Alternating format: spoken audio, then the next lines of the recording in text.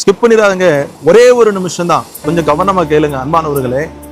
ஆண்டவர் சொல்லுகிறார் சங்கீதம் 92:12, நீதிமான் பனையை போல செழித்து லீபனோனில் உள்ள கேதுருவை போல வளருவான் என்று சொல்லி. அன்பானவர்களே, இன்றைக்கு ஆண்டவர் உங்களை பார்த்து சொல்லுகிறார், எல்லா சூழ்நிலைகளிலையும் உன் வளர்ச்சியை ஒருவனும் தடுக்க முடியாது. அன்பானவர்களே பாருங்க, இந்த பனை மரத்திற்கு யாரும் தண்ணி ஊத்தல, எவ்வளவோ வெயில் அடிக்கிறது, எவ்வளவோ பனிகள் பெய்கிறது, ஆனாலும் இந்த பனை மரத்தினுடைய வளர்ச்சியை யாராலும் தடுக்க முடியல. காரணம் அன்பானவர்களே, இதற்கு யாரும் தண்ணி ஊத்த வேண்டிய தேவையில்லை, யாரும் இதை கவனிக்க வேண்டிய தேவையில்லை, அது பாட்டுக்கு அது வளர்ந்து கொண்டே இருக்கும். அன்பானவர்களே, ஆண்டவர் நீதிமானையும் இந்த பனை மரத்திற்கு ஒப்பிட்டு பேசுகிறார். ஏன்?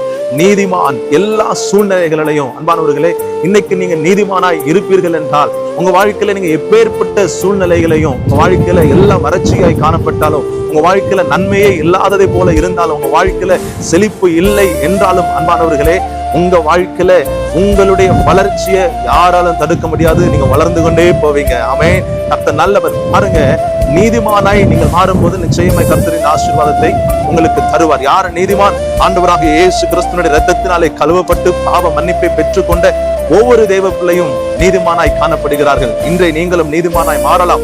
இயேசுவை விசுவாசியுங்கள். பாவ மன்னிப்புகின்ற அவருடைய சமூகத்திலே அவருடைய இரத்தத்தினால் கழுவப்படுவதற்கு, இயேசுவே என்னை உங்களுடைய இரத்தத்தினால் கழுவும் என்று சொல்லி நீங்கள் கேட்கும் பொழுது அவர் நிச்சயமாய் உங்களை இரட்சிப்பார், உங்கள் பாவங்களை மன்னிப்பார். இன்றே நீங்கள் கிறிஸ்துவுக்காய் ஆமென் பிரகாசிப்பதற்கு, அவருக்காக ஆமென் பிரகாசித்து ஓடுவதற்கு கர்த்தர் உதவி செய்வார். God bless you.